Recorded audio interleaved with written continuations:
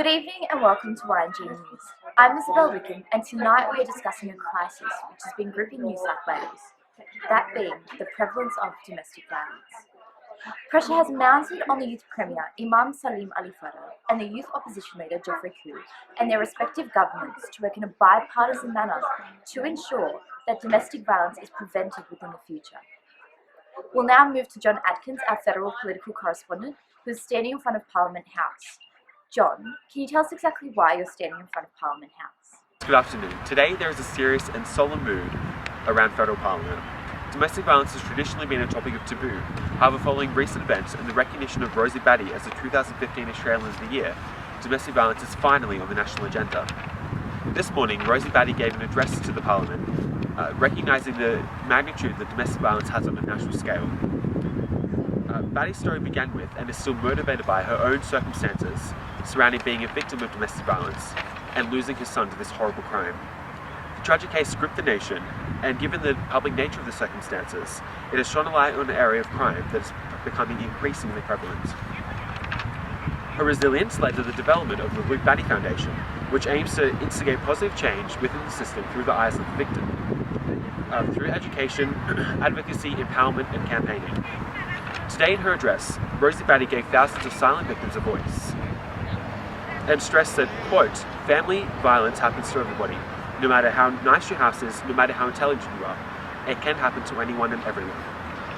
Now it is our turn, as the state of New South Wales, to have an open discussion about what changes can be made to this horrible issue.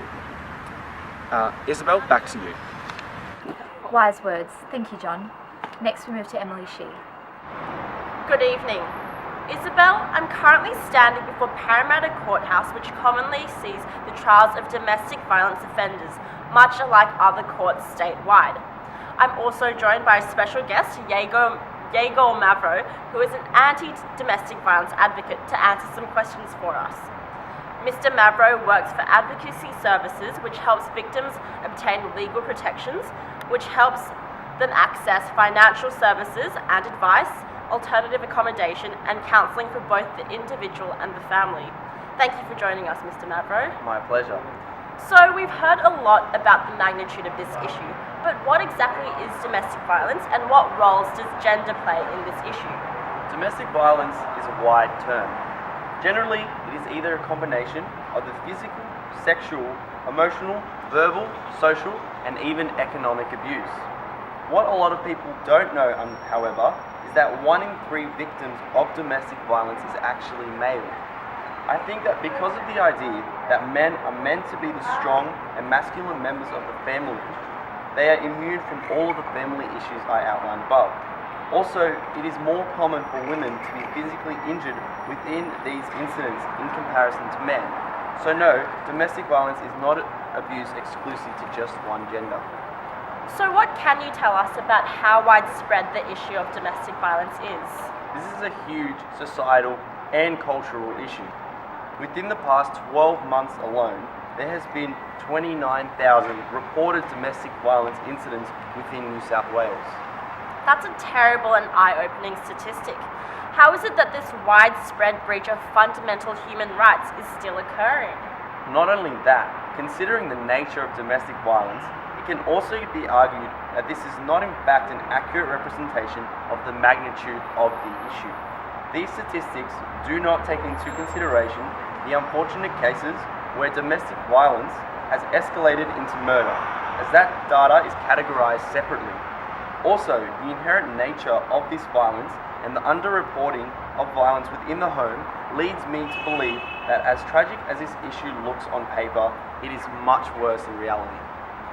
Mr. Mavro, does domestic violence occur within areas of New South Wales more commonly than others? Is it more of an issue within the metropolitan areas or rural and regional areas? The fact is, between 2014 and 2015, every area within New South Wales had at least 500 domestic violence incidents. The Sydney metropolitan area had nearly 16,000 incidents alone. This proves that this is not an issue that is exclusive to one area. Violence within the home is endemic in the community. And to think that this is only a representation of the physical abuse and not the emotional, financial, and social abuse. So it's certainly a much bigger problem than a lot of people think. We'll leave it there, Mr. Mavro. Thanks for joining us tonight. Back to the studio. Thank you, Emily. We also caught up with the esteemed child psychologist Eliza Aha, who discussed the causes and the consequences of domestic abuses. This is what she had to say. Thank you for joining us, Eliza. Firstly, what effects can domestic violence or abuse have on an individual or family? Well, abuse affects individuals differently. But there are some common responses. For example, individuals tend to feel a strong sense of isolation, and this in turn can impact other aspects of their life. For example, they may turn away from support networks, family, friends, and work. And often there's high levels of absenteeism from work, so then they lose that support network and their source of income altogether. Ultimately, though, the most common response is a strong sense of loss, of despair, of loneliness, and it's this that we need to help fix and resolve. Would children be affected differently than adults? So ultimately, children are affected the same, as in they are subject to the same domestic violence. But the fact that they are much more vulnerable means that the level of the impact is going to differ to adults. Children are highly vulnerable, one, because of their age, but also because of the fact that they don't necessarily have the same support mechanisms or are even aware of the same support mechanisms as adults are. And also, they don't have the same resilience that an adult has built up over time, and they don't have the skills to be able to address or sometimes even define what the situation is that they're being subject to. So it's really important that domestic... One final question then. With pressure mounting on the Youth Parliament to take action, do you have a final message to say to Macquarie Street? Yes, I do, and it's this. It's time to put party politics aside and cooperate. We need to tackle this big issue now and well. We need to have a bipartisan approach that looks at the whole of the issue, not just a shonky one-size-fits-all solution to the problem, which really isn't going to be effective in the long run. We need to address what happens before, during, and after incidents occur in order for something effective to happen. So, Youth Parliament, you need to do this now and well. It's up to you.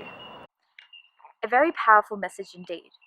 With the Youth Sitting Week coming to an end, it is hoped that Youth Parliament will come to a conclusion about this crisis before it rises on Friday. As always, for all the latest news from the best sources, stick with Y&G News.